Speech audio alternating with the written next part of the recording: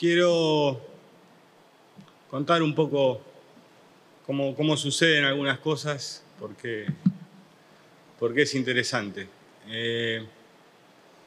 Hace ya unos días, el viceministro de Salud de la provincia de Buenos Aires me había contado y me había comentado, cuando uno le pregunta para saber cómo está la situación, qué tipo de avances hay, cómo responde quien se enferma de COVID-19 a cada intento de la medicina para poder morigerar el daño que produce esta enfermedad.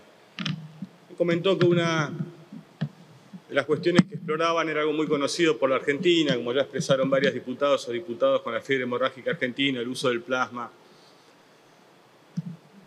Pareció interesante. Después pasó cuando el compañero intendente de Lomas de Zamora se enfermó. Me manda un mensaje antes de que fuera tratado con el plasma. Y uno que lo conoce bastante y tiene un trato habitual y conoce sus tonos de voz y cómo nos comunicamos, me mandó un mensaje de audio cuando le había preguntado cómo estaba, cómo se sentía.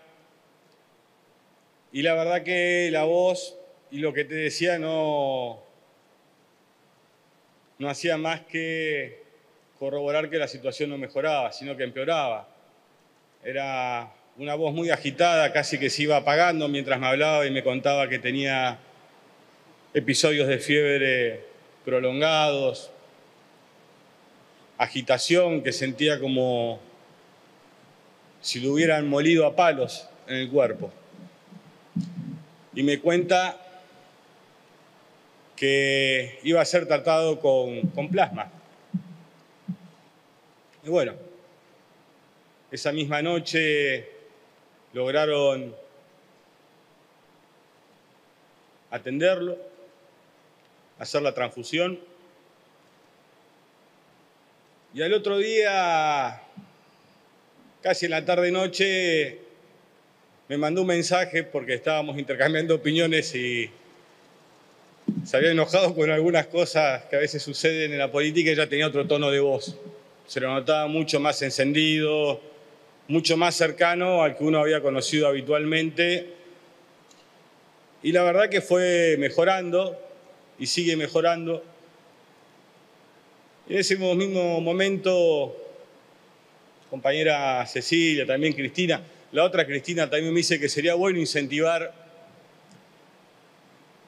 de alguna manera y de concientizar lo importante que se vuelve la solidaridad. Para mí siempre como respuesta a todo, pero acá particularmente lo podemos ver plasmado cuando alguien que ha pasado la enfermedad puede ayudar a otra o a otro. Hacerlo con todas las garantías debidas, con todo el cuidado de su privacidad.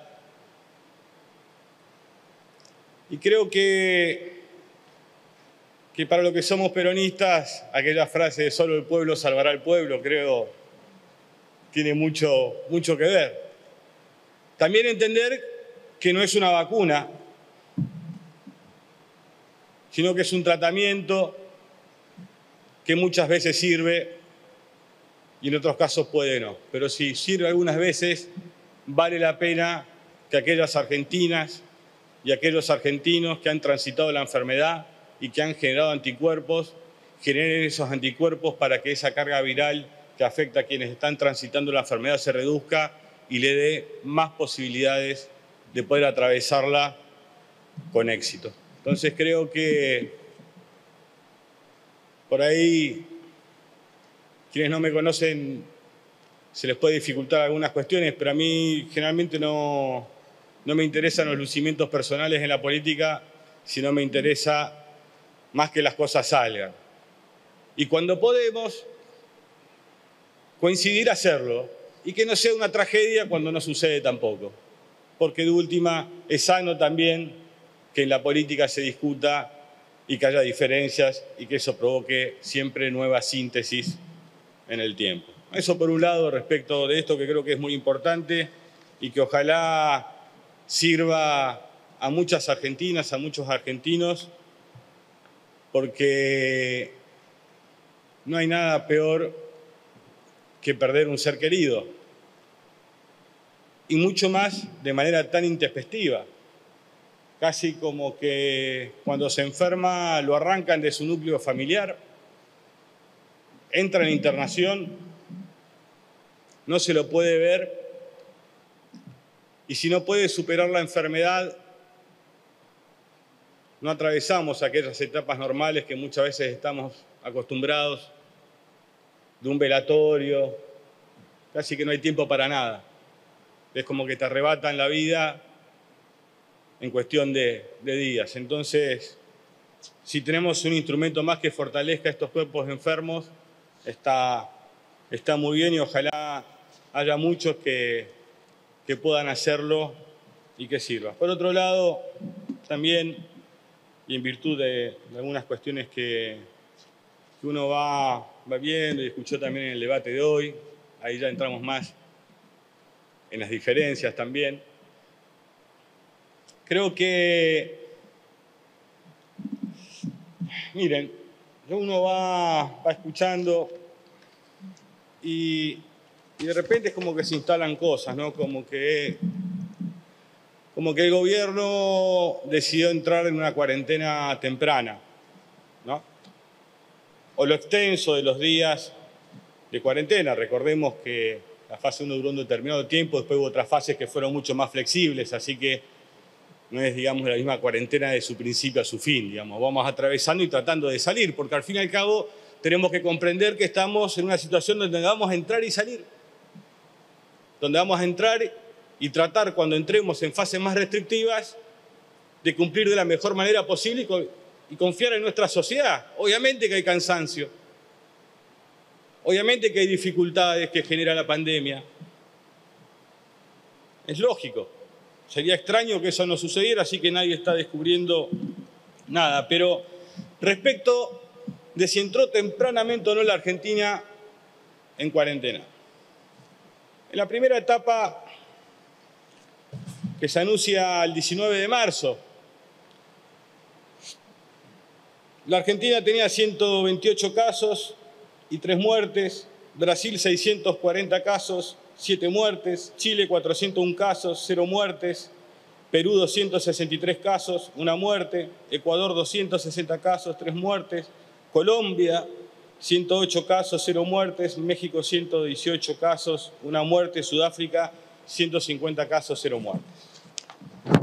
La segunda etapa, que se anuncia el 29 de marzo, ya la Argentina tiene 820 casos, 20 muertes, Brasil 4.256 casos, 136 muertes, Chile 2.054 casos, 7 muertes, Perú 852 casos, 18 muertes, Ecuador 1.924 con 58 decesos, Colombia 702 muertes con 10 fallecimientos, México 848 casos con 16 muertes, Sudáfrica 1.280 casos con 2 muertes.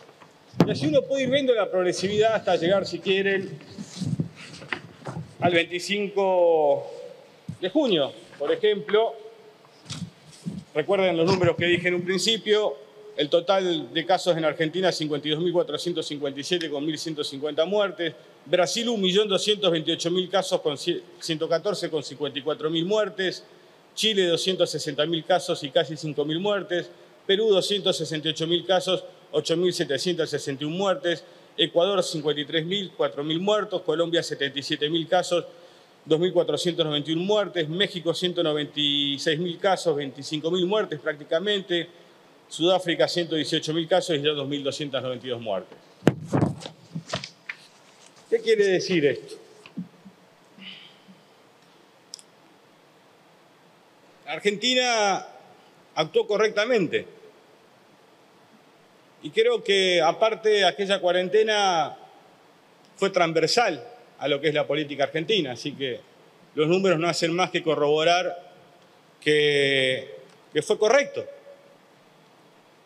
y que existen daños económicos, obviamente, en todo el mundo. Y yo les voy a hacer, por ejemplo, porque yo ya creo que en un principio se hablaba de entre la vida y la economía se elegía la vida, y yo creo que ahora es elegir entre la vida y la muerte, porque las economías responden de la misma manera ante cuarentenas o no cuarentenas. Digamos, cuando uno ve el caso de Brasil o diferentes lugares, no es que haya grandes logros, no es que a mí se me ocurra, y cómo aparte va empeorando. Por eso hay que ser prudentes en las declaraciones. Hay que ser muy prudentes, porque acá no se trata de quién sabe más que el otro, sino de estar mirando atentamente lo que sucede, porque evidentemente nos enfrentamos a algo desconocido. Entonces, declaraciones como que es un negocio la cuarentena política del gobierno son bastante extrañas, porque si uno leyera en contrario de la frase, no voy a decir lo que es el en contrario de esa frase.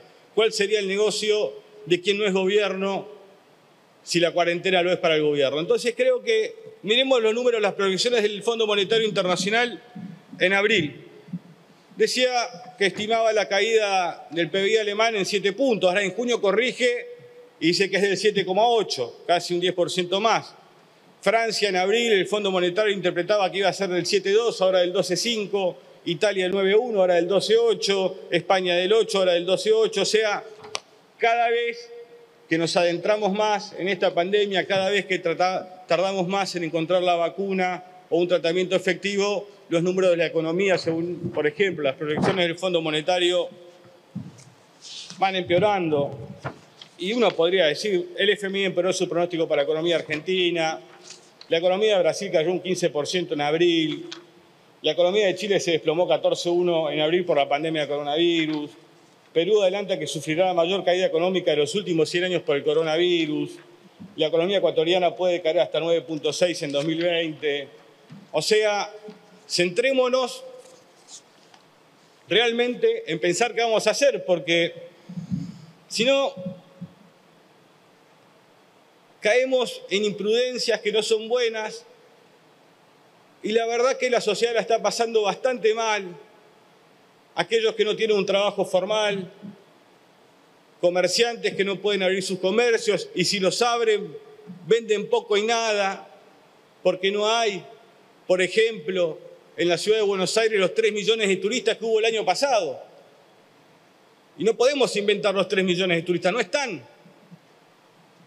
Como tanta gente mayor que se está cuidando porque es población de riesgo y no puede salir a la calle.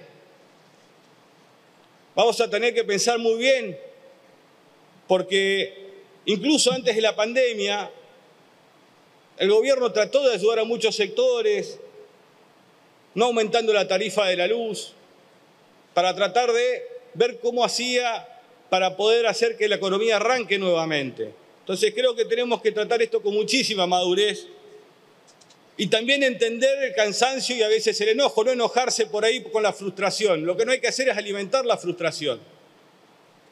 Los falsos optimismos en el tiempo, las expectativas mal generadas generan después más frustración, más enojo, y la verdad que bastantes dramas a diario vive la sociedad como para seguir agregándoselo, porque uno mire, de repente cuando un día al presidente se le ocurrió comparar el caso argentino con el caso sueco, y aparecieron, obviamente, con las cuestiones que en Suecia la gente andaba por aquí, andaba por allá, y terminamos hace unos días escuchando al jefe de la Agencia de Salud Pública sueca reconocer que las cifras de muertos por coronavirus son terribles y nos equivocamos. Tengamos prudencia, no hay mucho sentido en incentivar este tipo de cosas. Sí, lo tenemos que hacer, es discutir cómo salimos, porque, por ejemplo, ¿y cuál va a ser la salida económica? ¿Y qué es lo que pensamos de la economía? ¿Y qué economía queremos? Entonces creo que cuando uno mira, por ejemplo, lo que le sucedió a Chile por las protestas sociales en el 2019, en octubre de aquel año se le cayeron 20% las exportaciones, casi similarmente a lo que se le cayó ahora. Entonces creo que tenemos que ver estas cosas, trabajar en conjunto y aún en la diferencia tampoco pensar, digamos, que incentivando el agotamiento, que incentivando el cansancio, va a haber algún tipo de rédito político. Lo que viene es muy difícil para la Argentina y para el mundo. Entonces tenemos que tratar de ser lo más prudentes posible y entender que hay personal de limpieza en los hospitales, enfermeras, enfermeros, médicos y médicas que tienen que atender a argentinas y argentinos, que si esos hospitales se abarrotan de gente, va a ser muy compleja la situación. No solo para aquellos que no encuentren la atención necesaria ante la enfermedad, sino también por la propia carga viral que recibe el personal de salud y lo que significa la enfermedad para ese personal de salud que pone en riesgo su vida y que aparte deja sin médicos, sin médicas, sin enfermeros y enfermeras a quienes deben ser atendidos. Entonces tratemos entre todos de tener prudencia, lo que no significa no poder criticar, no poder decir las cosas, pero sí de manera prudente y buscando sí una salida para la Argentina que permita que su economía crezca, que crezca de manera solidaria como buscamos con este proyecto y que baje los niveles de desigualdad, porque si algo hace aparte esta enfermedad es golpear en los lugares donde más se sufren las desigualdades económicas que genera este sistema económico. Muchísimas gracias, señor presidente.